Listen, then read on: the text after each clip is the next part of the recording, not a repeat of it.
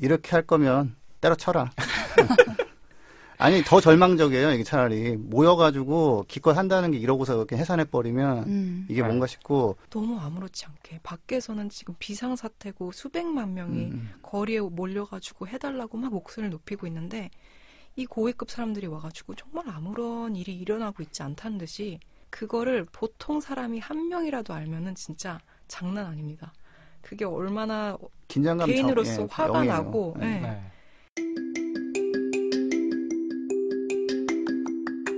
기후변화로부터 나도 지키고 가족도 지키는 부자 아빠 살아남는 아빠.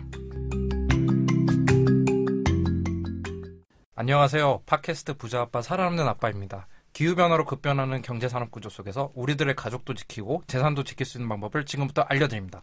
네, 안녕하세요. 크리스마스를 감기와 함께 보낸 김나연입니다. 전기차 외판원인가 기후변화 에너지 스페셜리스트인가 정체성 혼란에 휩싸인 김지석입니다. 네, 막판 업무의 스트레스와 엄청난 고통을 받고 있는 차윤탁입니다. 취업난 심각한데 또 이런 말씀 드리기 좀 그렇긴 한데 또 업무가 이제 연말에 몰리니까 조금 좀 그렇더라고요. 취업난 때문에 어려우신 분들 계시면 그린피스 서울사무소에도 열심히 이제 같이 일해 주실 분들 뽑고 있거든요. 저희 한번 채용 사이트도 한 번씩 방문해 주시면 좋을 것 같습니다. 지금 몇 명 뽑고 있죠? 지금 한 3분 정도 뽑고 있는데, 저희 팀. 네, 요즘 워낙 그 이력서 보면 안타까운 게, 이렇게 훌륭한 분들이 일자리가 없어가지고, 그런 분들 진짜 많아요. 깜짝깜짝 놀라요. 그린뉴들로 일자리 많은 세상 꿈꿔봅니다. 지원하라고 해놓고서 막 네. 되게 센 스펙도 못 들어와요. 뭐 이런 얘기 하는 뭐지? 병주고 약주. 아닙니다. 저희 진짜 정말 열려 있고요. 저희 또 봇바살바 계속 방송 지속될 수 있도록 후원해주시는 분들이 계속 있어요. 뭐 소개를 안 해드릴 수가 없는데 제가 진짜 두 분한테 계속 말씀드리지만 그 독창적인 리액션 꼭 중요합니다. 준비해 있잖아요. 감사 하리보. 네. 감사 하리보 그만하시라고 제가 말씀드렸는데. 네, 알겠습니다. 뭐야 도대체 그게. 네. 아무 의미가 없죠. 근데 이제 개그 같은 거는 계속 반복을 하면 언젠가 터지거든요. 그거를 노리고 하는 건데. 네, 한번 어떤 분들이 후원해 주셨는데 한번 볼까요? 그린피스는 이렇게 자진해서 읽는 인재를 저 선호합니다. 제가 이렇게 나눠드렸는데 윤탁쌤 차례예요. 저요? 그렇구나. 네. 뭐 자진해서 업무를 하는 것도 중요하지만 또 정해진 건 또 잘 해야죠. 네. 동백꽃 필 무렵님이 대한민국 2, 아일랜드 7 이 에피소드에 100개씨를 후원해 주셨다고 합니다. 네, 감사합니다. 저희 내부 직원인 걸로 밝혀졌지만 계속 후원해 주세요. 네. 그 다음에 이제 전기차 가즈아님이 사실 후원을 2번 해주셨는데 저희가 소개를 저번에 깜빡하고 못 해드렸는데 엄마 지구온난화 때문에 이쪽 취업하면 장래가 어둡대라는 에피소드를 들으시고 1000캐시를 후원해 주셨어요. 저번에 이제 전기차 관련 에피소드에 1000캐시를 후원해 주시고 거듭 감사드립니다. 그 1,000원님 이제 그 닉네임과 다르게 지금 총 후원액이 1,000원을 넘으셨는데 지구온난화 때문에 취업하면 장래가 어둡대를 듣고 또 1000캐시를 후원해 주셨습니다. 정말 감사합니다. 그 1,000원님이 또 댓글을 남겨주셨는데요. 2019년 방송 다음 주가 마지막 방송이겠네요. 이제 듣기 시작했는데 세 분 너무 잘 어울려요. 2020년도 더욱 기대하겠습니다. 마지막까지 화이팅 하세요. 네, 세 분 잘 어울린다. 어떻게 생각하시나요? 거의 뭐 하루하루가 위기잖아요. 아니요. 네, 하루하루는 아니에요. 일주일에 한 번씩 위기. 네, 이제 일주일에 한 번씩. 만나면 위기지 뭐. 네, 안 만날 때는 괜찮아요. 그냥. 네. 저희 뭐 다 먹고 살라고 하는 거잖아요. 그죠? 그냥 동생. 후원해주신 분이 워낙 많아가지고 김나연 선생님 또 어떤 분 후원해주셨는데? 드림 오브 네이처님이 27회 듣고 또 1000캐시 후원해주셨어요. 너무 감사합니다. 그리고 되게 장문의 댓글을 남겨주셨는데 이번 주 방송도 잘 들었습니다. 그리고 일전에 이렇게 학생들을 가르치는 일을 잠깐 하셨대요. 근데 그 중에서 공무원에 이제 합격한 분이 계신데 얼마 전에 이제 그분을 만나셨대요. 근데 이제 해외 연수를 몇몇 곳들은 보내주는데 이게 약간 어떤 전문적인 프로그램이 진행되는 게 아니라 약간 합격을 축하해주는 일종의 워크숍 개념인 것 같다. 이제 붓바살바 애청자로서 저희가 워낙 또 비행기 탄소 배출 이런 얘기 많이 했잖아요. 그래서 지금 같은 기후위기 시대에 우리나라가 이제 국민 세금으로 이런 여행을 보내주는 건 조금 아닌 것 같다. 제가 너무 예민한 걸까요? 이렇게 댓글을 남겨주셨어요. 뭐 예민한 건 아니고요. 사실 매년 언론에서 이제 제기가 되는 문제 중 하나죠, 그죠? 네. 근데 공무원들의 연수. 근데 사실 공무원분들 중에 연수 가셔서 정말 나라에 도움이 되는 거를 배워갖고 오시는 그런 분들도 있고 판단하기 어려운 것 같아요. 이거를 프로그램을 짤 때부터 사실 아예 크게 교육 목적을 안 하고 그냥 아무튼 축하 기념으로 짜는 경우가 꽤 있어요. 그래서 그러니까 이게 환경 영향이 없다면 축하도 해주고 뭐 이런 단합대회 비슷하게 하는 건 괜찮은데 네. 좀 커요. 비행기 타고 가는 거는 필요성에 따라서 좀 적절하게 조절할 필요는 있는데 뭐 지금부터 안 돼 다 없애자는 건 좀 그렇고 네. 다만 정말 필요하냐, 정말 그것 때문에 가는 거냐. 결국은 맛있는 거 먹고 4박 5일 정도 이렇게 단합하는 거라면 뭐 속초, 양양, 뭐 제주 이런 데 있잖아요. 네, 네, 좋은 데 많죠. 있죠. 네. 네. 저희가 이런 말씀 드리는 게 이제 비행기를 타면 또 비행기에서 탄소 배출이 가장 많이 되는 교통순환이에요. 많이. 네. 그래서 이제 유럽 같은 경우에서는 덜 타자라는 운동도 있고, 그래서 한 그린피스 같은 경우에도 이제 해외 출장 같은 거 많이 줄었잖아요. 많이 그쵸. 줄었고 이제 저희는 매년 연말마다 이제 나오잖아요. 본인이 CO2 얼마나 배출했는지. 그렇죠. 예, 저희가 어떤 교통수단을 이용하고 거기에 비용 얼마나 썼는지 다 오죠. 그 와가지고 탄소 영수증이 오는 거죠. 네, 맞아요. 그래가지고 덜 타게끔 하고 있고, 공무원들 중에서도 이제 그 탄소를 줄이기 위해서 이제 국제 회의를 가시거나 그런 분들이 쓰는 거는 또 업무상 필요한 거니까 우리가 한번 고민을 해볼 필요가 있을 것 같아요. 네. 네. 그리고 저는 되게 공감이 갔던 게 제 친구 중에 이런 친구가 있었어요. 내가 일회용 플라스틱을 안 쓰려고 좀 텀블러를 가지고 다니거나 아니면 그런 걸 쓰는 친구들한테 얘기를 했을 때 약간 나만 조금 예민한 것처럼 보여지는 것 같다. 그래서 되게 비슷한 고민이신 것 같아요. 근데 저는 절대 그렇게 생각하실 필요는 없다고 생각을 하고요. 이런 생각을 가진 분들이 더 늘어나야 조금 더 탄소 없는 사회가 되지 않을까. 이렇게 생각하셔도 좋을 것 같아요. 제가 너무 과학적인가요? 저는 예민한 거가 시작일 수 있지만 사실 비행기 여행을 줄여야 되지 않나라는 거는 네. 굉장히 과학적인 태도거든요. 예민 그러면 사실 좀 부정적인 게 있잖아요. 과도한 게 앞에 꼭 붙고. 네, 근데 이거는 그냥 드림 오브 네이처님의 이런 문제점에 대한 이렇게 인식은 사실 굉장히 과학적이고 적절한 겁니다. 네, 그리고 또 댓글 남겨주셨는데 추신으로 2019년 한 해 동안 방송에서 가장 많이 들었던 수식어는 어마어마였던 것 같아요. 부정의 어마어마가 긍정의 어마어마가 될 수 있는 새해를 바라봅니다. 2019년 고생 많으셨습니다. 네, 고생 많았어요, 진짜. 네, 감사합니다. 저희 한번 또 저희 자아자찬하는 박수를 제가 혼자 보내봅니다. 네, 네 저도 쳐봅니다. 네. 그리고 구글플렉스님이 또 댓글 남겨주셨는데 2019년 팟빵 어워즈에 부자 아빠 살아남는 아빠가 없네요. 지금처럼 계속 성장해서 내년에는 후보에 있기를 기대해봅니다. 우리 팟빵 탈퇴한다고 막 협박해볼까? 네, 저희가 사실 오늘 또 이제 네이버 도움을 받아가지고 네. 지금 네이버에서 좀 녹음을 하고 있는데요. 녹음실에서. 아직 뭐 다른 플랫폼이 남아있으니까 좀 기대를 해보죠. 그리고 저희가 뭐 상 받으려고 하는 건 아니잖아요. 그죠? 하지만 받으면 좋아하실 거죠? 내년에 정말 좋은 성과가 있을 그럼요. 자랑하고 다녀야죠. 자, 지석쌤 혹시 또 다른 댓글 한번. 네, 명상컴님이 27회에 200캐시를 보내주셨습니다. 감사합니다. 네. 그다음에 냄비니님이 잘 들었습니다. 언론에 자꾸 탈원전 비판하는데 한 말씀 들을 수 있을까요? 그나저나 책이 안 오고 있습니다. 또 저희가 발송을 했습니다. 네, 지난주에 발송을 했는데 네. 지금 이제 산타클로스 할아버지랑 좀 경쟁이 붙어가지고 좀 배송이 좀 늦어지고 있어요. 그래서 아마 이 방송이 나갈 때쯤에는 받아보실 수 있으실 것 같아요. 아니면은 그 다음 주 월요일까지 좀 기다려보시면. 산타는 하룻밤에 다 끝내는데 뭐 이렇게 문제가 되나? 그렇잖아요. 산타도 이제 시차가 있기 때문에. 네, 아무튼 그래서 저희가 그리고 이게 원전 얘기는 저희가 한번 또 이제 그린피스가 이제 탈원전 얘기 많이 하다 보니까 기회가 되면 한번 모시고 얘기를 할 수 있는 기회 되도록 하겠습니다. 산타 모시고요? 산타. 자, 네. 탈원전 얘기는 이제 제가 오늘 갑자기 다루기는 좀 어렵고. 그쵸. 다만 한 가지는 전 세계적으로 이거를 해보려고 이제 하다가 너무 돈이 많이 드네? 안 되겠다 하고 접는 산업이에요. 우리나라에서만 조금 다른 분위기가 있는데 이건 나중에 다시 한번 제대로 다뤄보죠. 네. 네, 오미카엘님께서 최근에 끝난 COP25 관련 평가 청해봅니다. 예, 요게 이제 국제기후변화 회의예요. 매년 모여가지고 우리 이렇게 하면 저렇게 해서 감축하면 뭐 좋지 않을까, 뭐 싫은데 뭐 이런 얘기 하는 자리인데요. 예. 요번 회의가 이제 파리협정 이행 규칙에 대해서 뭐 정하는 자리였는데 미진한 결과 나왔다고 생각하신다고 예, 어떻게 된 건지 알려달라고 하셨는데 예, 요거는 예, 우리 소식 코너에서 제대로 다루겠습니다. 다녀오신 박태현 글로벌 클라이밋 폴리티컬 어드바이저 분께서 참석하시게 돼요. 오늘 자리에 오셨죠? 근데 저희가 오 미카엘님 댓글을 보고 웃기면 웃으세요. 그러면 좋아. 오 미카엘님 댓글 보고 제가 놀란 게 이런 이제 청취자의 수준 네. COP25를 평해달라. 그리고 깜짝 놀란 네. 게 진짜 저희 딱 오늘 주제에 맞춰서 이런 댓글이 올라와서. 네. 이 직원 아니야 또 이거? 아, 나 이제 아니에요. 뭐 좋은 거 달리면 우리 직원 아닌가 의심이 아닙니다. 막 하면서. 제가 이분이 이제 이벤트 당첨이 되셨었는데 네네. 실명 확인한 결과 어. 내부 직원 아닌 것으로 판명됐습니다. 그래, 그런 오케이. 거 개인정보 파기하셔야 되는 거죠. 파기했죠. 네, 물론. 알겠습니다. 예. 발송 후 파기합니다. 그래서 오늘 이제 박태현 선생님 한번 모시고 한번 이 본격적인 소식을 한번 다뤄보도록 하겠습니다. 그래서 COP25를 직접 다녀오신 박태현 글로벌 클라이밋 폴리티컬 어드바이저. 지금 또 피식하셨네요. 네, 발음이 너무 좀 본인 직함이 너무 자랑스러우신가 봐요. 로컬라이즈 막 듣기만 해도 웃음이 나오고 막. 아니요, 아니에요? 오그라들여가지고. 예, 알겠습니다. 좀 그렇긴 해. 네. 그래서 한번 그러면 저희 전하는 말씀을 듣고 본격적으로 소식 한번 시작해 보도록 하겠습니다.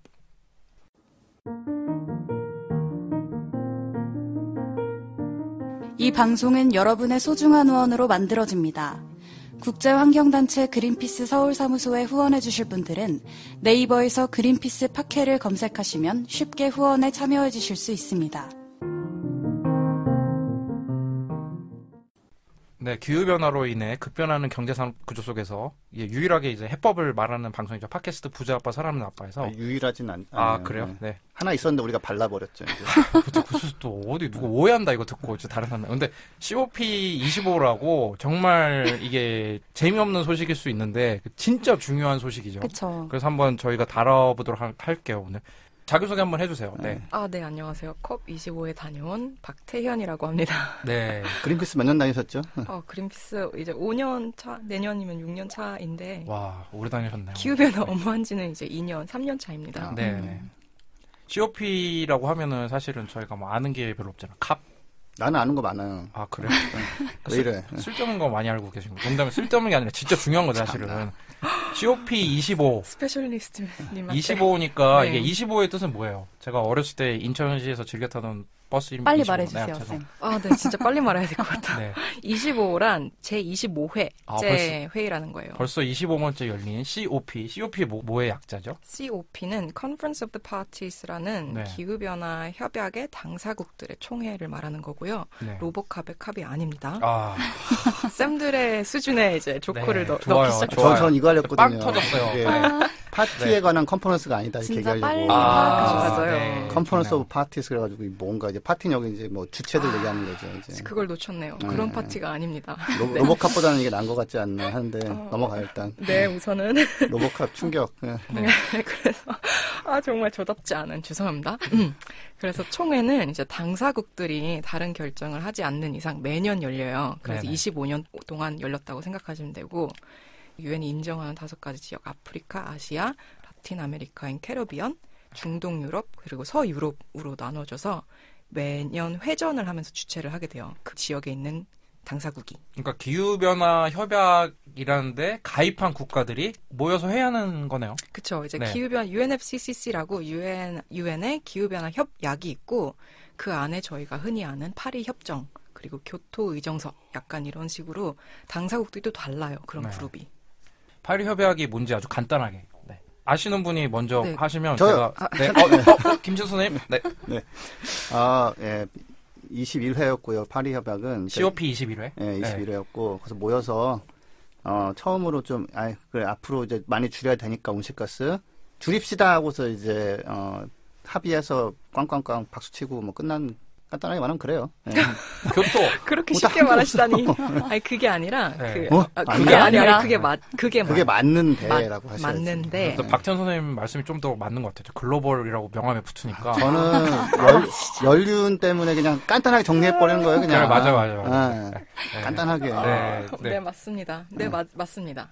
그렇고, 그렇고, 엔드. 네. 그 파리 기후 협정이 이례적으로 나타난 이유가 그 전에 교토 의정서랑 교토 프로토콜이라는 게 있었어요. 네. 여기서는 이제 탑 다운으로 선진국들이 온실가스 감축을 하기 위해서 이제 쿼터가 주어졌었는데 그게 의무화되다 보니까 잘 되지가 않았어요. 그래서 이제 파리 기후 협정이 이루어진 이유는 그 선진국뿐만이 아니라 지구촌이 다 함께 온실가스를 감축하자라는 뜻에서 나타나게 되면서 그렇죠. 의무화가 아닌 각국에서 할 수 있는 만큼 도우는 그런 방식으로 협정이 이루어졌죠. 그러니까 교토 의정서가 먼저 이제 했는데 미국이 탈퇴나 그랬죠. 부시가 탈퇴했어요. 탈퇴했죠. 네. 네. 탈퇴했고 그다음에 파리 협약이라는 걸 또 했는데 이제 그 트럼프 아저씨가 결국에는 그러니까 이게 뭐냐면 이제 파리 협약이 사실 되게 약해진 거예요. 어떻게 보면은. 맞아요. 교토 협약 때는 이제 뭐 90년대 말에 야 이거 뭐 선진국이 다 책임이 많으니까 우리가 열심히 하고 개발도상국한테는 뭐라고 하지 말자. 우리가 잘하면 되지 뭐 이런 분위기에서 야 그리고 안 하면 우리 막 벌칙 주자 막 이렇게 합의가 됐었어요.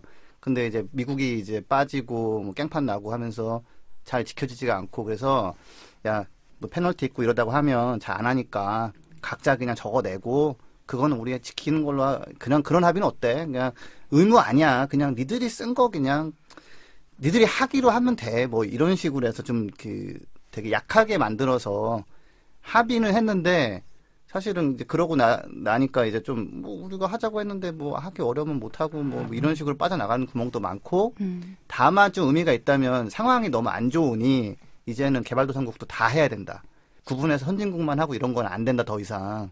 되게 긍정적으로 막 박수치고 했지만 사실은 되게 약해진 거 어떻게 보면 그다음에 그만큼 상황이 안 좋기 때문에 모두 참전 이렇게 해가지고 이제 바뀐 거고. 근데 그나마 좋은 건 그건 있었어요. 그러니까 그 오바마 정부가 미국이 이제 중국하고 잘 얘기를 해가지고 미국 중국이 파리에 가가지고 야 이거 해야지 이렇게 판을 잘 만드니까 합의가 됐다고요. 예. 근데 그러고서 이제 트럼프가 들어와서 다시 또 깽판을 내고 시작했죠. 예. 네, 근데 저희가 이제 교과서에서 배우는 내용이잖아요. 교토 의정서라든지 파리 협약 이게 저희가 생소했던 COP 회의 중에 하나에서 이렇게 이 협정이 맺어졌다는 거죠. 그렇죠. 그럼 COP 회의가 정말 이렇게 중요한 회의인데 아마 그 대한민국 국민으로서 이제 다녀오시는 몇 안 된 분 중 한 분일 것 같아요. 그쵸? IPCC에 이어서. 네. 네. 그리고 태연쌤 이번에는 가셔가지고 국민적인 배우죠. 하비에르 바르뎀이랑 같이 이제 무대에서 질의응답을 받으신 걸로 알고 있어요. 저 깜짝 놀랐어요. 저희 그 내부 메신저에 그 박태현 선생님이랑 그 하비에르 바르뎀이 같이 이렇게 앉아있어서 찍힌 사진이 돌면서 이거 합성이다. 이게 사실 이런 말은 없었고요. 미리 알리지 못해서 죄송합니다. 아니요, 합성이어가지고 저 약간 조금 충격받았는데 하비에르 바르뎀 워낙 유명한 배우잖아요. 어디 나오는 사람이에요? 노인을 위한 나라는 없다. 거기에 그거랑 주인공이에요. 이번에 캐리비언 해적의 한 시리즈였죠. 최근에 나온 거 보죠? 거기까지는 제가 저도 잘 모르겠어요. 영화를 안 봐서 대중적이지 못한 사람들과 이 팟캐스트를 이렇게 재밌게 하려고 하니까 나 얼마나 어벤져 힘드냐. 봤어. 어벤져스. 여러 명이지 참. 영화는 봤는데 영화 제목이 기억이 안 나요. 최근에 개봉한 캐리비언 해적 거기서 이제 스페인 해군을 지휘하는 그 저주받은 선박의 선장으로 나오잖아요. 네. 원래 그리고 하비에르 바르뎀이 저희 남극 캠페인 되게 많이 그렇죠. 그린피스랑 함께 그리고 또 이제 아내분이 또 굉장히 유명한 페넬로페 크루즈. 아 진짜요? 나 그 사람을 네. 알아요. 페넬로페 크루즈라고 이제 또 탐 크루즈와 연인이었던. 이렇게 또 진짜 오래된 이야기를. 그렇죠. 연인이었다 이제 근데 하비에르 바르뎀 굉장히 매력적인 분이죠. 실제로 보시니까 어때요? 와 정말 bigger than life라는 expression이 있어요 영어로. 네. 그러니까 진짜 사람이 굉장히 커요. 그냥 얼굴도 되게 크시고. 얼큰이다. 네. 라는 모습. 그러니까 저는 굉장히 놀랐던 게 외국인인데 얼굴이 동양인보다 훨씬 크셔가지고. 네, 얼굴 크다고 지금 까고. 까는 게 아니라. 아닙니다. 하비에르 바르뎀 이거 방송 못 들으니까 편하게 하는 거죠. 주목해야 할 이슈가 아니기 때문에 건너겠습니다. 아무튼 덩치도 되게 크시고 목소리도 굉장히 깊으셔가지고 되게 울리고. 단어 설정이라든지 그런 거 보면 그린피스 캠페이너만큼 저리 가라. 대단하세요. 같이 뭐 하신 거세요?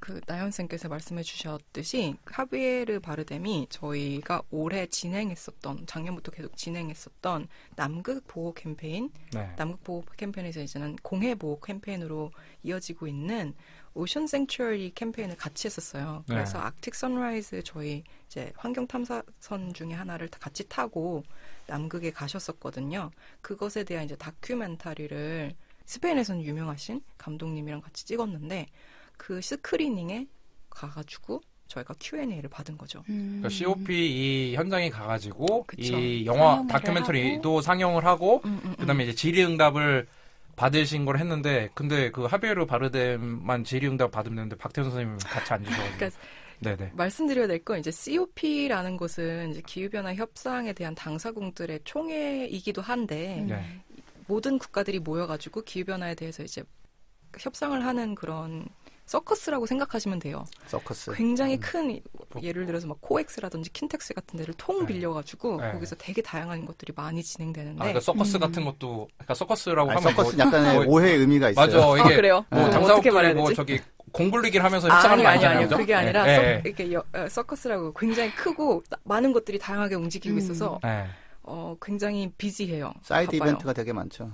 그래서 사이드 이벤트도 있고 그 블루존이랑 그린존으로 이번에는 나누어졌었는데 블루존 안에는 이제 기후변화 캅 참여하시는 당사국 파티들과 옵서버들과 그러니까 참여단이 가시는 유엔존이고 그린존은 요번에는 이제 많은 사람들이 보통 사람들도 함께 기후변화 관련해서 많은 이벤트를 참여할 수 있게 그린존을 만들었는데 저희는 이 스크리닝을 그린존에서 했었어요. 그러니까 일반 대중들에 대한 좀 이 COP에 대한 그 이해도도 높이고 참여도 높이려고 만든 그린존 행사에 또 박태훈 선생님이 이제 하베르 바르담이라는 스페인의 국민 배우와 함께 이렇게 이제 상영회도 하시고 Q&A도 받으셨나 봐요. 그죠? 네. 그 상영회를 한 이유가 요번에 칠레가 의장국이에요. 의장국에 대해서 조금 더 말씀드릴 텐데 의장국으로 이제 칠레가 작년 말에 받으면서 사실 원래 올해 라틴 아메리카 캅은 브라질이 해야 됐었는데 브라질이 작년 카토비치에서 볼사나로 대통령이 들어오면서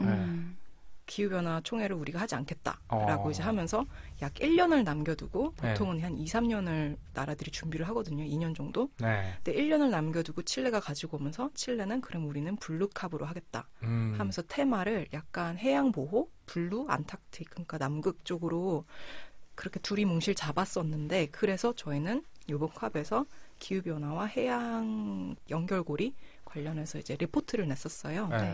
그래서 저는 그 레포트에 대해서도 얘기하고 왜 해양 보호가 중요한지에 대해서 얘기를 하기 위해서 그 Q&A에 참석했습니다. 그 칠레가 의장국이라고 하셨는데 근데 이번에 열린 거는 스페인에서 열렸잖아요. 네, 맞아요. 이게 되게 안타까운 상황이었어요. 다 아시다시피 칠레에서 지하철 요금 인상으로 50원 정도죠. 근데 사실 그 50원의 의미가 30센트라고 하는데 30년 동안에 계속 이루어졌던 칠레 안에서의 굉장히 비윤리적인 그런 거 관련해서 이제 대규모 시위가 시작됐었는데 한 9월, 10월쯤 그쵸. 이거 아마 저희도 얘기 한번 했었어요. 네, 맞아요. 그거를 통해서 이제 칠레가 국가 비상상태를 선포한 후 그 캅을 약 한 달을 앞두고 취소를 했어요. 근데 캅을 취소한 게 아니라 우리가 못하겠다. 우리가 개최를 못하겠다 해서 그때 약간 카오스가 이루어졌다. 그렇죠. 참여하시는 모든 국가들뿐만이 아니라 옵저버들도 그러면 이걸 어떻게 해야 되나라고 하고 있는데 너무나도 기적적으로 마드리드가 스페인이 우리가 개최를 할 수 있고 똑같은 규모하고 똑같은 날짜에 하겠다 해가지고 개최한 곳은 마드리드인데 의장국은 칠레예요. 그러니까 저희가 팟캐스트에서 소개를 한번 했었죠. 보보소나루 대통령. 이 화장실 테러범이 추후 그 아마존 다 불태우게 된다고 에피소드를 소개해드린 적이 있는데 원래는 브라질이 COP를 열어야 되는 건데 보보소나루 대통령이 된 다음에 우리 안 해. 그랬더니 이제 경쟁 국가죠. 이제 칠레에서 그럼 우리가 하겠다라고 했는데 칠레에서 이제 지하철 요금으로 촉발된 시위 때문에 칠레에서 못하게 돼가지고 열리기 한 달 전에 갑자기 스페인 마드리드 그럼 우리 여기서 열어 해가지고 스페인 마드리드에서 열렸다는 거죠. 근데 의장국은 칠레가 계속 유지를 하고 그죠? 네, 맞습니다. 근데 이거 마드리드로 바뀌면서 이렇게 태연 쌤이 아까 가시브라는 얘기를 해주셨었는데 지갑 도난 사건이 있었다고. 네, 맞습니다. 아시다시피 유럽에서 픽포켓들이 많아요. 소매치기들이 많은데 컵을 주최를 하겠다고 발표가 난 후 소매치기들이 마드리드로 많이 들어왔다는 경찰들이 이제 경고들을 해주더라고요. 그런데도 불구하고 저는 한국 국민으로서 너무 안전한 사회에서 살다가 외교부에서 분명 경고 문자 보내줬을 텐데. 근데 첫 주는 저희가 호텔에서 그 회의 장소까지 30분 정도 전철을 타고 가야 돼요. 첫 주는 제가 가방을 앞으로 메고 다녔어요. 근데 둘째 주는 약간 긴장이 풀어지잖아요. 피곤하기도 하고. 뒤로 메고 있었죠. 그래서 지갑을 털리게 됐습니다. 그래도 완전히 맛집이었겠네요. 뒤로 저 동양인 뒤로 맸네. 저기다. 지갑 맛집. 좀 누군가는 굉장히 행복하겠네요, 그죠? 그래가지고 요번에 이제 오늘 분위기 왜? 그 COP 때 뭐 어떻게 됐어요, 그래서? COP에 그린피스가 무슨 자격으로 들어간 거예요? 그린피스는 옵저버 자격으로 들어갔어요. 네. 옵저버 단체로서 당사국이 협상을 하지만 저희는 옵저버로서 이제 협상하시는 그런 방 안으로 들어가서 어떤 나라들이 어떤 포지션을 가지고 있나. 그리고 저희는 되게 중립적인 저희뿐만이 아니라 다양한 옵저버들이 그래서 정말로 이루어져야 되는 방향을 잘 제시를 하기도 하고 뒤에서 로비를 하면서 이런 방향으로 되면 안 된다라는 거를 다시 리마인더 시켜드리기도 하죠. 중립적이라고 하잖아, 그거를. 잘 유도하려고 하는 노력하는 거잖아요. 그렇죠. 근데 저희는 이제 정치적으로 한 방향을 하는 게 아니라 과학적인 기반으로, 그러니까 유엔 협약이 이루어졌던 그 주요 목적을 다시 한번 그렇죠. 그런 식으로 그런 방면으로는 중립적이지만 그 업저버들은 똑바로 하고 있나 감시하는 역할, 감시하고 얘기하고 그렇죠. 또 깽판 좀 쳤다가 쫓겨나고 그런 거 있었죠. 네, 요번에도 사실 그런 게 되게 많았어요. 저희 그린피스 같은 경우도 보통 이제 유엔에서 쿼터가 주어지거든요. 옵저버 단체들한테 너희는 몇십 명까지 데리고 올 수 있어. 네. 그래서 요번 해는 저희가 10배지를 10개 정도를 청소년 액티비스트들한테 10배지를 나눠줬어요. 그러니까 저희 쿼터 중에 10자리를 청소년들한테. 그렇죠. 그러면서 이제 그분들이 다양한 나라에서 레프레젠트를 할 수 있게 비용 같은 것도 서포트를 해드렸고 해서 사실 옵저버뿐만이 아니라 이런 기후변화에 대해서 논의가 될 때는 다양한 사람들이 포괄적으로 고민을 하고 결정을 지어야 되는 거잖아요. 그래서 이번에는 학생들 분들뿐만이 아니라 인디지너스 커뮤니티 즉 원주민 사회, 네, 원주민들도 많이 회의장 안에서 여러 가지 목소리를 내었고 첫 번째 주는 이제 테크니컬 세션이라고 해서 정말 협상이 이루어지는 거예요. 이게 기술적인 거죠. 그러니까 딱 요런 규칙 어떻게 할 거냐. 기술적으로 정책적으로 가능한지를 이제 논의를 하는 거라면은 두 번째 주는 장관급 레벨들이 오셔서 정치적으로 풀어나가는 거거든요. 그래서 두 번째 주 처음 시작이 됐었을 때 그 원주민들과 학생 단체들이 플래너리 홀 밖에서 복도에서 되게 큰 목소리를 내면서 우리의 목소리를 들어달라. 지금 기후 비상 사태다. 기후 위기 사태인데 아무렇지도 않게 그냥 똑같은 대화를 하고 있고 똑같은 선언을 하고 있고 그건 말도 안 된다라는 잠깐 짧은 한 230명, 200명에서 300명이 짧은 액티비티를 했는데 전체로 이제 퇴출을 당했어요. 회의장에서. 나가라. 네. 그리고 모든 옐로 배지, 그러니까 업저버들도 나간 사람은 다시 들어오지 못하게. 그래서 하루 종일 사실 참여를 할 수 없었던 거죠. 그게 굉장히 부정한 상태였고 왜냐면은 그 플래너리 안에서 하이 레벨 세그먼트 안에서는 사실 그 우리가 말하는 오염원들도 굉장히 많았기 때문에 쉘이라든지 그런 큰 단체 CEO들도 참여하러 오거든요. 네. 그렇기 때문에 진짜 들어야 할 목소리는 안 듣고 지금부터 피해를 볼게. 목소리가 아니라 청소년들이나 이제 현재 이제 이런 뭐 화석연료 채취나 아니면 뭐 기후 변화로 인해서 이제 피해를 보고 있는 원주민 분들의 목소리는 이제 외면당하고 석유 같은 거 해서 파는 이런 쉘 CEO들은 이제 초청을 받았다 이런 거잖아요. 맞습니다. 네. 그러니까 조용히 있으면은 안 쫓겨나는데 이렇게 하면 문제라고 말하는 순간 좀 세게 말하면 그냥 야 너 나가. 들여보냈지 않을지 생각해볼게, 뭐, 이렇게 되는 거죠. 되게 부조리한 상황이죠. 칠레에서 엎어지고 이런 거 하기 전에, 그 스웨덴의 그레타 툰베리가 그 칠레까지 가는 길 중에 이게 칠레가 무산돼가지고, 정말 힘들게 칠레까지 가려고 했었잖아요. 중간에 근데 요번 아놀드 슈월츠 제네거한테 뭐 테슬라도 빌려가지고 이렇게 가는 동간에 막 이게 엎어졌다는 거잖아요. 칠레에서 문 열게. 다시 방향을 틀어서 이제 갔죠. 그래 갔어요 이번에. 네, 아슬아슬하게 도착했죠. 네, 그 비행기를 타지 않고. 네, 또 배 타고. 다시 배 타고. 그레타가 도착을 했었어요. 그래서 조금 늦게 도착하긴 했었는데 첫 번째 주 끝날 무렵에 리스본에 도착을 해서 리스본에서 마드리드까지 기차를 타고 미디어가 장난이 아니었어요. 고생을 해서인지 아니면은 여러 가지로 뭐.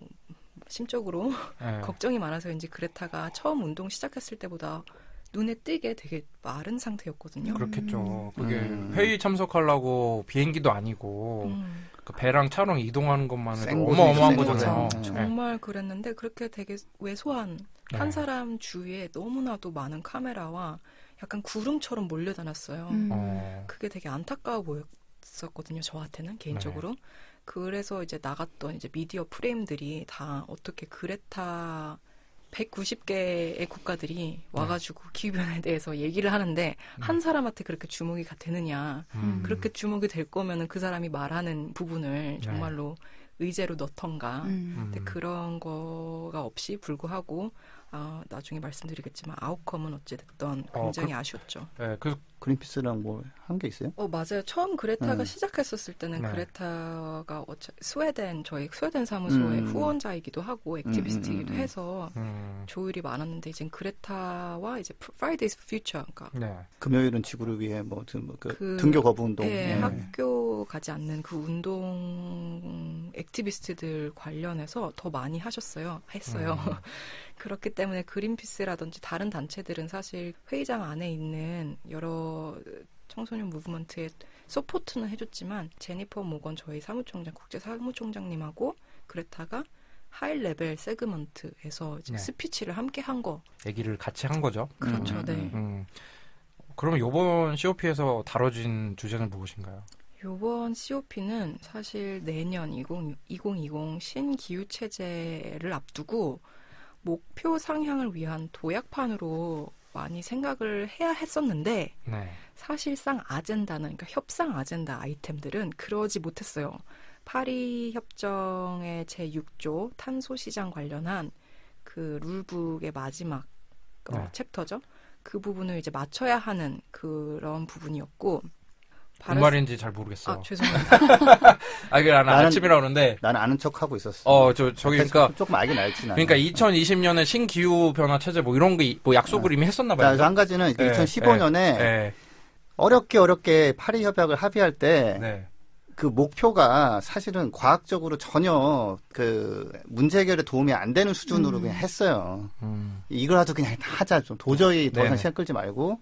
그리고서 2020년까지는 그 목표가 원래부터 너무 약했으니까 그거를 좀 확 끌어내려가지고 정말 이제 과학적으로 문제 해결에 도움되는 수준으로 내리자라고 해가지고 그 얘기를 하러 모이는 게 캅인데 사실은 그거 말고 굉장히 좀 작은 디테일 가지고 계속 옥신각신 하다 끝났잖아요. 그렇죠.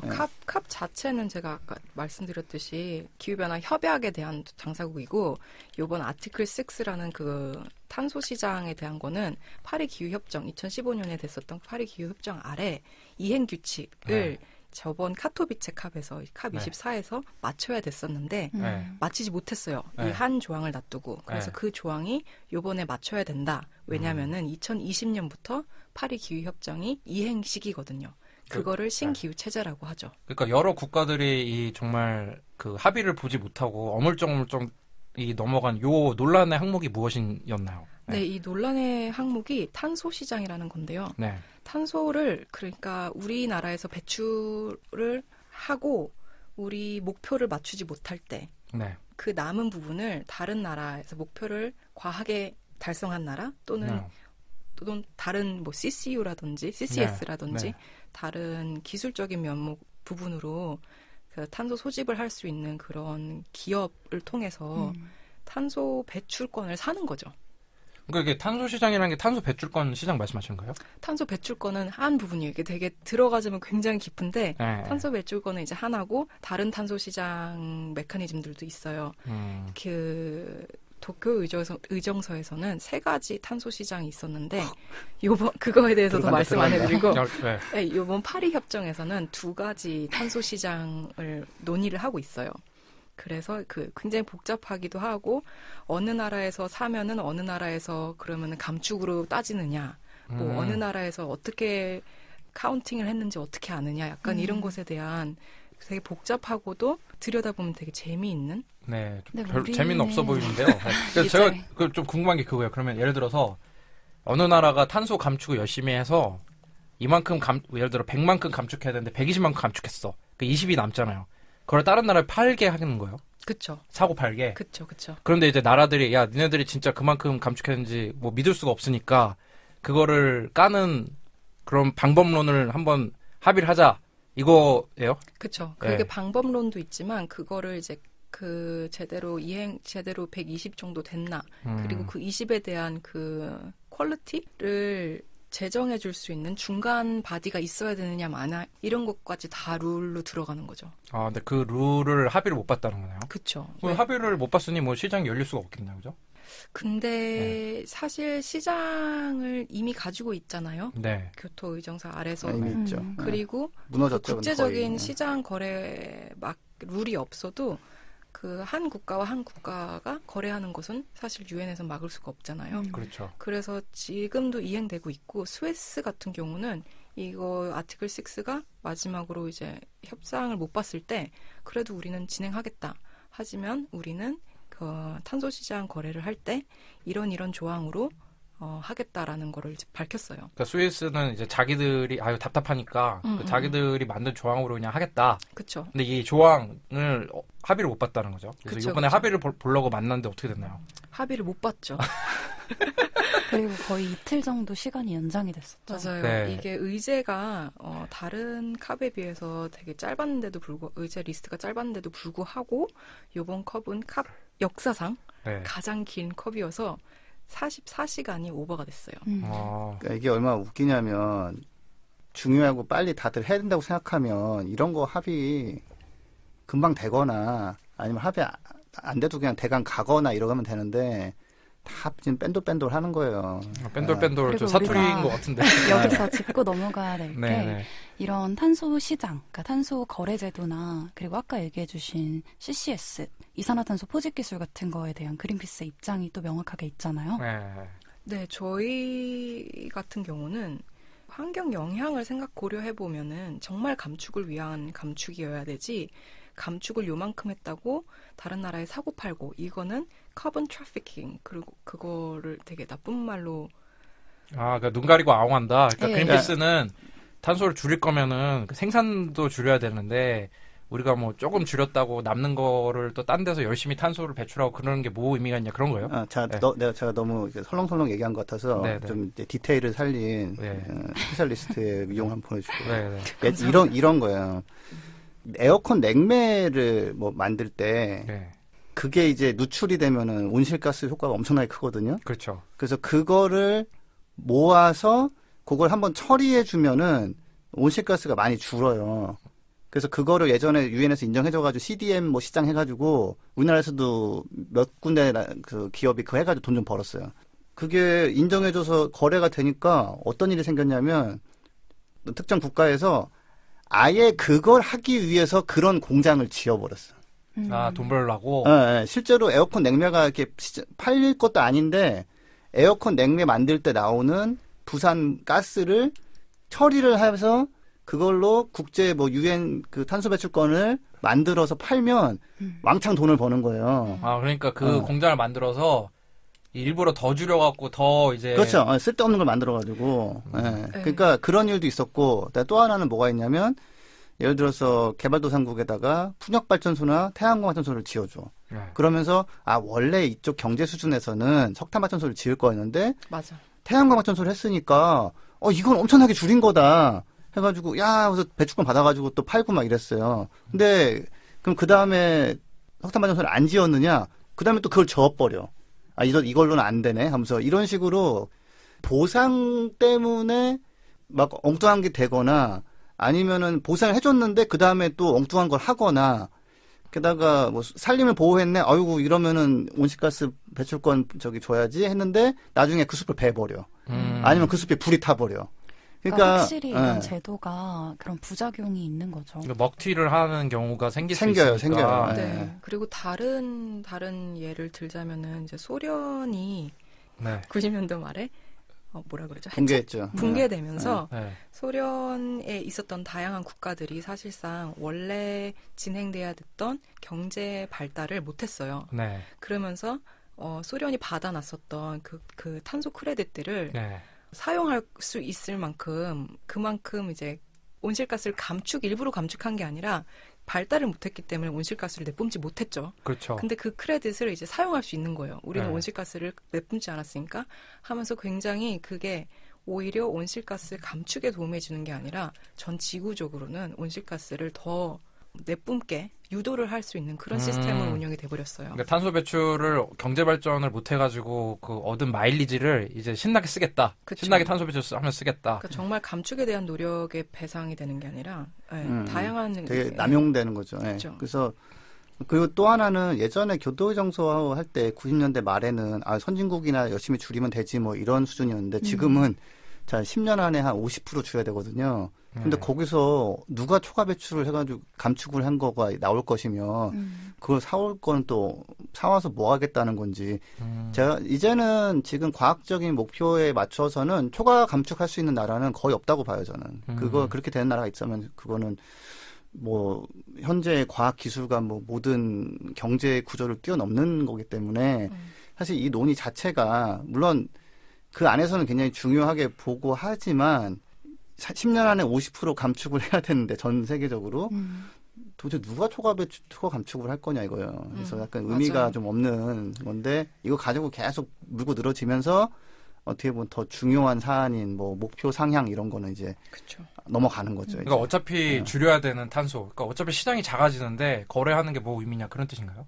계속 줄여야 되는 그러니까 다 줄여야 되는 곳 그만큼 줄이기가 되게 다들 어려운 상황인데 누가 초과로 감축하면 그걸 우리가 사오면은 우린 덜 해도 되지 뭐 이런 식의 논의가 그쵸. 되게 의미가 없어요 사실은. 목표를 달성하는 데는 하나도 도움이 안 되는 거니까. 다들 지금 막 열심히 달려도 이거 50% 사실 되게 어려운 상황인데 그리고 이런 웬 초과 감축? 못했던 상황은 사실 내년 11월까지 또 미뤄지는 거잖아요. 맞아요. 그러니까 저의 이 나름대로 이 판을 오래 본 사람으로서는 뭐가 보이냐면 그거 하면서 더 큰 논의는 안 해도 되는 약간 시간 끌기 및 맞아요. 약간 그 정신 흐트러뜨리기, 약간 시선 분산 이런 면이 좀 있는 거죠. 판을 흐트리는 사람이 있는다는 거죠. 이 조그만 그 정의로 이제 큰 판을 흐트리는.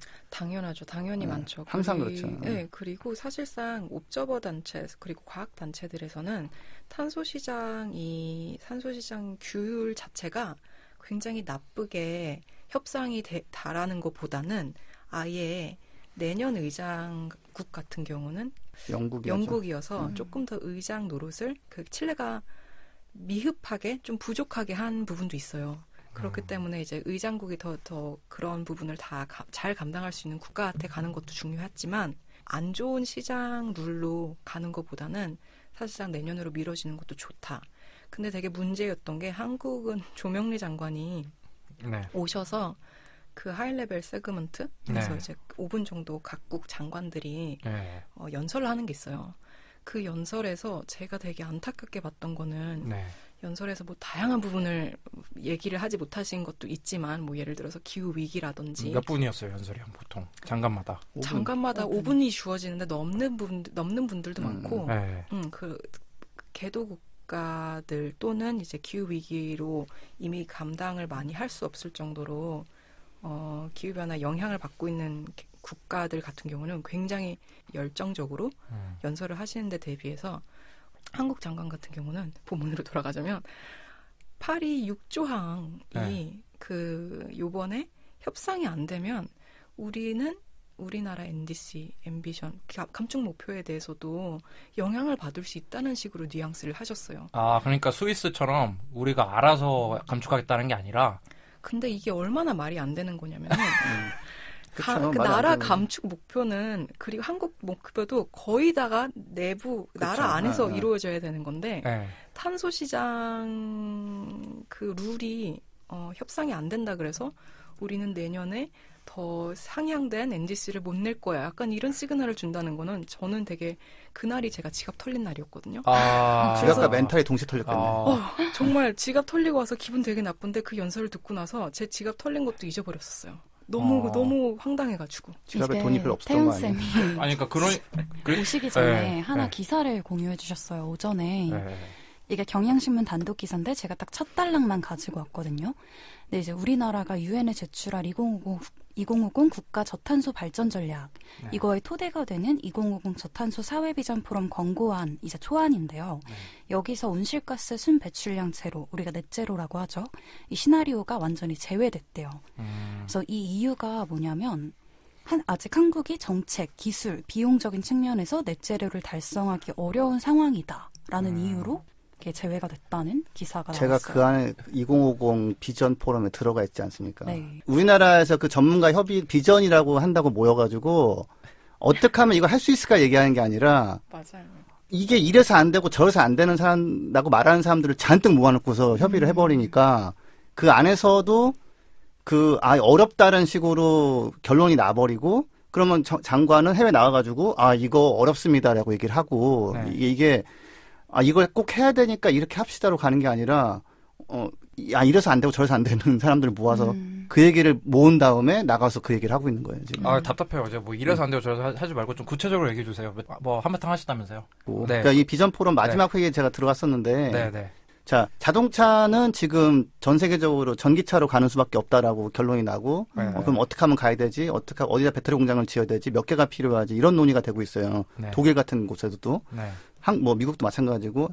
근데 여기는 이제 예를 들어서 자동차 부문에서는 내연기관 연구실 소속 사람이 와가지고 내연기관이 앞으로 발전할 게 많고 내연기관을 빼는 시나리오는 불가능하다라는 얘기를 막 하는 거예요. 좀 잘 모르겠는 게, 그러니까 그 환경부에서 주최하는 2050 비전위원회라는 게 있는데 이 위원회 목적이 무엇이라고요? 위원회 목적은 거기 써 있기에는 2도나 1.5도까지 줄일 수 있는 2050년 사회상과 감축 목표 이런 거를 설정하자라고 모였는데 거기에 근데 내연기관 사람이 들어가 있어요?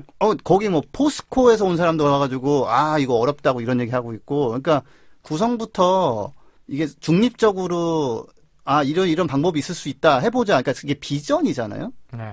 30년 후의 비전. 그러니까 탄소 감축을 줄이기 위한 비전. 그렇죠. 근데 이게 뭐냐면은 이게 하는 이유가 유엔 기후 협약 아래서 각 국이 2020년까지 2050 저탄소 전략을 4개 돼 있죠. 4개 냈으면 좋겠다. 약간 인비테이션으로 돼 있어요. 그래서 굳이 하지 않아도 되는데 거의 많은 국가들이 그걸 하고 있고 왜냐하면 2050까지 저탄소로 가야 되는 거는 1.5도 IPCC 리포트로 너무 명확하게 나왔거든요.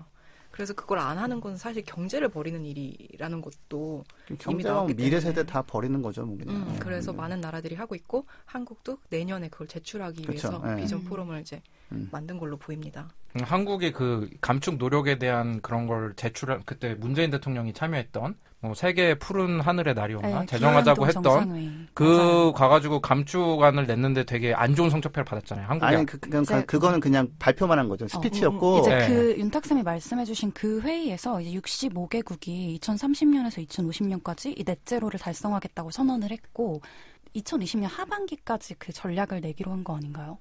내년 한 7월인가 뭐 한 8월인가에 내게 돼 있어요. 그래서 그걸 하겠다고 이제 모았는데 문제는 뭐냐면 그거가 됐을 때 밥그릇이 좀 깨지거나 손상되는 사람들 그리고 사실은 이제 미래 기술을 아는 사람이 아니라 과거 기술을 해오던 사람들을 갖다 불러놓고서 비전을 짜라고 그러니까 아니 얼마나 웃겼냐면은 마지막 회의 때 IPCC 그 보고서에 참여하는 기후 전문가분이 우리가 1, 2, 3, 4, 5안이 있는데 이제 이란도 너무 약해요. 그래서 이란조차도 너무 약하다고. 시나리오, 그러니까 탄소를 감축하는 시나리오? 시나리오까지는 아니에요.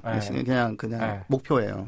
근데 그렇게 얘기를 했는데 그러면은 그래요? 그럼 우리 너무 약한가요 비전이? 라고 회의하는 게 아니라 네 그런 의견도 뭐 알겠습니다. 그러고서 끝나고 박수치고 그냥 끝내버려요. 근데 제가 이제 웃기는 건 맨 마지막 부분에 IPCC 보고서가 비과학적이라는 식으로 누가 또 얘기하는 거예요. 그 전문위원이라는 사람 중에 한 명이. 그래서 내가 그거는 못 참고 내가 뭐라고 했지? 고성이 좀 오갔는데 이제 그때 옆에서 이제 또 참견한 사람이 왜 발언권도 없이 얘기하냐고. 근데 웃긴 거는 나 그때 말을 못 했는데 그 사람도 발언권 없이 얘기했어. 그러니까 저 지석선생님이 내가 열받았다고. 근데 이게 안에서 이런 협의가 이루어지고 나가서 이제 그런 얘기를 하는 거예요. 근데 이게 전체적으로는 뭐냐면, 이건 해결해야 될 문제라고 보는 게 아니라, 어떻게 협상해서 어떻게 꼬투리를 잡아서 우리가 좀 어떻게 하면 덜 할 수 있을까 이런 인식이 시간 끌기 작전. 그러니까 김지석 선생님이 지금 고성 주고받은 얘기를 좀 알기 쉽게 풀어드리면, 그러니까 이제 우리나라가 매년 감축해야 되는 목표를 제출하는 거를 준비하기 위한 환경부 회의에 초대된 사람들은 그 석탄이랑 석유를 열심히 쓰고 탄소 배출을 많이 하는 업계 사람들을 불러놓고 관련된 그 사람들은 많이 참석을 했다. 탄소를 줄이는 비전을 당연히 안 하고 싶겠지. 그쵸, 탄소를 줄이는 그거 하면은 자기도 돈 못 벌잖아. 자기 산업이. 근데 그런 사람들을 불러놓고 하물며 과학적인 거를 다 검토한 그 보고서도 가짜라고 그러고 고성에 오가고 네. 그리고 그런 의견을 수렴해서 환경부 장관이 국제회의를 가서 어렵다 내놓는 의견이 이건 뭐 목표 향상을 위해서는 네. 우리가 탄소 시장에 대해서 제대로 협상이 돼야 된다라는 진짜 어이없는 발언을 했는데 탄소 시장의 컵25에서 탄소 시장 룰이 달성돼야 된다고 말한 게 한국뿐이 아니었어요. 코이즈미 그죠. 안 그래도 우리 일본... 방송을 알았어. 그 고이즈미, 네. 그 잘생겨서 인기가 있는 고이즈미 총리 아들이면서 지금 환경성 장관이고, 네, 맞아요. 그 다음에 이제 차기 총리 후보로 올라온 사람이죠. 그 고이즈미 지금 사실 또 후쿠시마 오염수 방출 문제로 뭐 이게 문제가 많은 그분 뭐라 그랬어요? 코이즈미 장관 같은 경우도 네. 연설이 약간 되게 아름다운 말만 꾸며진 네. 학생들이 일어나고 있다, 뭐 기후 위기가 오고 있다 이런 말을 하면서 막상 얘기를 해야 할 뭐 NDC를 상향하겠다 이런 말들은 다 빼놨었어요. 그래서 엄청 때려 맞았죠. 거기 있었던 옵저버 단체들뿐만이 아니라 NHK에서도 굉장히 비판적인 글을 올릴 만큼 지금 코이즈미가 내놓는 그런 방향을 되게 비판적으로 언론이 하고 있는데 코이즈미도 파리협정 제6조 그러니까 탄소시장 협상이 이번에 이루어지지 않으면은 우리는 숙제 홈워크를 못하는 거다. 약간 이런 식으로 프레임을 했어요. 그래서 사실 그 고이즈미 장관도 한일이 통했네요. 한일이 이럴 때는 기가 막히게 이거 기가 막히게 장관들이 사실 이런 그 연설들을 하시고 바쁘신 분들이니까 한 이틀 3일만 있다가 다시 가시거든요. 근데 코이즈미 장관은 마지막까지 일요일까지 정말로 머물러서 밤새도록 열심히 협상을 하셨다고 해요. 그 조명래 장관이 이 발언에 대해서 국내 언론에서 좀 다뤄졌나요? 많이 다뤄졌죠. 네. 어떻게 비판적으로? 우리나라에서도 이제 환경부에서 사실 낸 보도자료가 훨씬 더 많이 보도가 됐긴 했지만 어쨌든 이 COP25 자체의 성과가 너무 미진하다, 부진하다 이런 틀로 이런 시각으로 많이 다뤄졌죠. 근데 또 보도에 따르면 우리나라가 이 COP 가서 얻어온 게 많다라고 막 또 많이 홍보가 됐는데 그거 보면 어이없어요. 근데 또 저번에 맑은 공기의 날인가 그것도 유엔에서 또 제정됐잖아. 우리가 이제 왜 탄소 배출 가는데 가가지고 미세먼지 얘기하면 망신이라고 얘기했는데 또 그게 또 제정이 됐잖아요. 또 어떻게 저는 근데 그게 너무 개인적인 생각이긴 한데 너무 어이없었던 게 지금 감축을 하면서 매일매일 파란 하늘 만들자는 방향으로는 완전히 아무것도 안 하고 있고 하루 지정하자. 약간 이런 뭐라 그러죠? 기념일 지정. 상용적인 의미가 좀 그 날 하나 지정하는 거 의미 없어요. 우리 어린이날 만들었잖아. 우리 어린이들 요새 뭐 심리 상태가 뭐 3분의 1은 자살하고 싶다 뭐 이런 거 나오지만 사실 반종환 선생님이 어린이들을 위해서 생각해갖고 만든 날이긴 한데 어린이들이 좀 엄청 힘들잖아. 그래 지금 진짜 하루로 안 돼. 하루로. 뭐 할 거야 그거에서. 매일이어야죠. 그래도 이런 거 열심히 하는 공무원들은 해외에 보내지면 안 되겠다. 너무 이렇게 지역적인 거 있잖아. 그런데 그렇구나. 근데 뭐 우리나라가 무슨 뭐 국제기구도 유치했다 그러고 뭐 엄청 잘했다 그러는데 또 그게 아닌 것 같아요. 또. 물론 한국에서는 이게 되게 안타까운 게 컵에 여러 단체들이랑 옵서버들이 가가지고 이런 언론 형성을 많이 해줘야 되는 다방면으로 국가에서만 이런 프레임을 하다 보니까 아쉽고 뭐 미흡했지만 뭐 이런 얘기로 한국은 많이 뭐 했다 얻었다라고 얘기를 하시는데 사실 한국이 얻은 것도 있죠. 얻은 것 중에 이제 CTCN이라는 국제기구를 한국에 데리고 오기로 했죠. 고용 창출을 했네요, 그죠? 몇 명 안 돼. 그리고 한국 사람 몇 명 안 뽑잖아. CTCN은 이제 기술 협력 관련 단체예요. 기후변화, 기후변화 관련 돈, 재정과 테크놀로지, 기술 트랜스퍼가 있어야 돼요. 근데 그것을 관할하는 다양한 이제 국제 단체를 한국에서 다 유치를 한다는 것에 되게 행복해하고 있지만 사실상 한국이 막상 그것에 대해서 하고 있는 거는 이끌어주고 있는 리더십은 전혀 없습니다. 그러니까 한국의 유치만 하고 있는 거죠. 국제기구 기후변화 관련 국제기구 사무실을 유치를 했는데 막상 한국은 이제 기후변화 관련해서 국제적인 목소리, 아주 실망적인 목소리만 내고 있다, 이 말씀이시죠? 그렇죠. 리더십도 발휘하지 않는 것뿐만더러 약간 필요할 때 중간 역할을 하긴 해요. 그 개도국과 선진국 사이에서. 왜냐하면 선진국은 이제 신기후체제 2020 후를 감축에 대해서 얘기를 하자라고 하는데, 개발도상국 같은 경우는 너희들이 2020년까지 해야 한다고 했던, 약속을 했던 감축 이행과 재정 교환은 어디 갔냐라고 지금 물어보고 있거든요. 그래서 되게 개도국과 선진국 사이가 진짜 팽팽하게 갈려진 컵이었어요, 이건. 그러니까 개도국 입장에서는 이런 기후변화에 대응하기 위해서 기술 이전도 필요하고 자금도 필요한데, 또 그런 거에 합의는 별로 없었다라는 그런. 파리 협약 할 때 그때 이런저런 지원해주고 뭐 피해 보상도 좀 해주고 뭐 이런 얘기가 있었거든요. 근데 4년이 지났는데 거의 안 했거든. 그러니까 이제 열받은 거죠, 또 이제. 그러니까 이제 개발도상국은 이제 기후변화에 더 취약하잖아요. 그래서 인프라 같은 게 약하니까. 그래서 사람 죽고 막 그렇죠. 해수면도 올라가고 뭐 이렇게 하면 자기들 피해를 보는데, 사실 탄소를 왜 이렇게 신나게 쓴 선진국에서 뭔가 보상해 주는 건 없고, 그 요번에는 그러면 교토 의정서라든지 파리 협약이라든지 뭐 이런 뭐 협약이 안 나온 거네요, 요번 COP에서는. 네, 요번 COP의 주요 목적은 사실 파리 기후 협정이 이행되는 내년을 위해서 마지막 기후 협정 룰북, 파리 기후 협정 룰북을 마지막 챕터를 이제 협상을 보는 거였는데, 그것마저도 협상이 끝나지 않고 내년으로 밀린 거죠. 저희 얘기하는 것처럼 똑같이 이런 평가가 많이 나왔어요. 그래서 안토니오 구테우스 유엔 사무총장도 국제사회가 기후위기 완화하겠다는 의지를 보여줄 기회를 잃었다. 이렇게 얘기를 했고, 우리 제니퍼 모건 그린피스 국제사무총장도 이건 도저히 받아들일 수 없는 결과다. 이렇게 실망감을 표현을 했다고 하네요. 나도 한마디 할 걸. 인터뷰 안 와가지고. 김 교수님 여기서라도 한마디 하시죠. 네, 이렇게 할 거면 때려쳐라.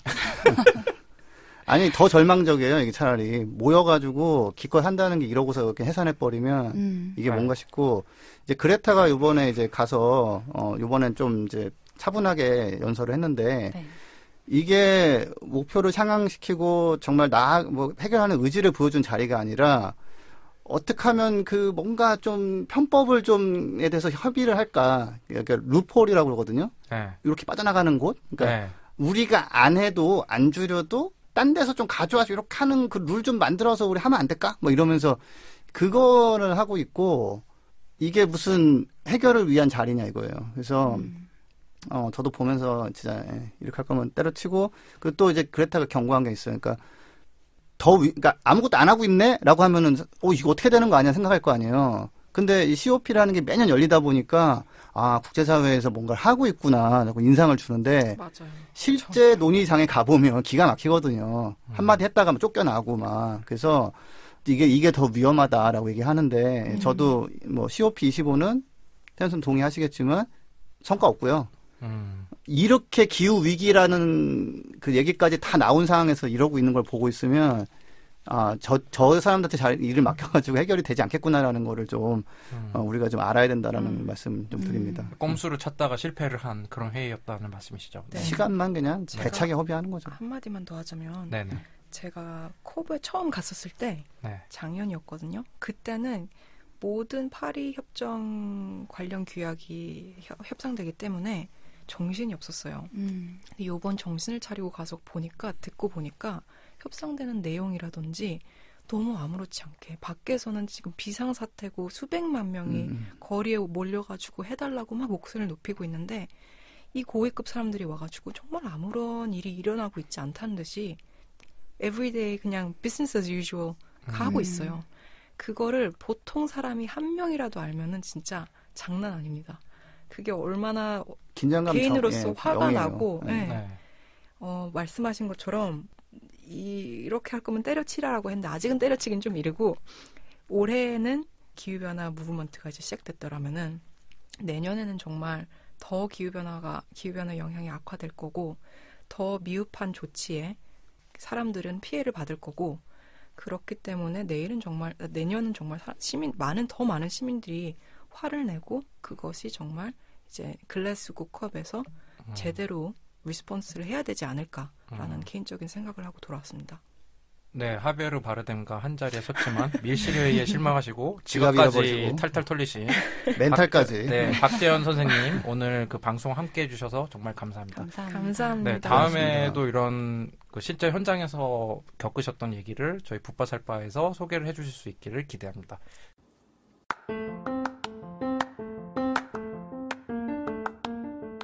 이 방송은 여러분의 소중한 후원으로 만들어집니다. 국제환경단체 그린피스 서울사무소에 후원해주실 분들은 네이버에서 그린피스 팟캐를 검색하시면 쉽게 후원에 참여해주실 수 있습니다. 네, 오늘 너무 앞에 COP 얘기가 좀 쉽지가 않았어요. 네, 그래서 이게 국제 정치 어려웠어요. 얘기도 있고 정말 많은 얘기가 있어서 쉽지가 않은 방송이었는데 오늘 좀 방송 어떠셨나요? 네. 예, 좀 고생 많으셨습니다, 다들. 1년 동안. 올해 마지막 녹음인데, 그러네요. 예, 내년에는 좀 더 깔끔하게 효율적으로 잘 해봅시다. 네. 김난 선생님 어떠셨나요? 내년에는 조금 더 건강하게 방송을 하고 싶네요. 내년에는 좀 방송에 조금 더 재미를 줄 수 있도록 노력을 해보도록 조금 더 하겠습니다. 밝게. 그건 쉽지 않을 것 같은데 밝진 않지만 페이소스가 있는 좀 웃을 수 있는 건 있으면 좋죠. 네, 알겠습니다. 네, 저 붓바살바 지금까지 들어주신 애청자분들 감사합니다. 네, 내년에 또 뵙겠습니다. 감사합니다. 네, 감사합니다. 새해 복 많이 받으세요. 네.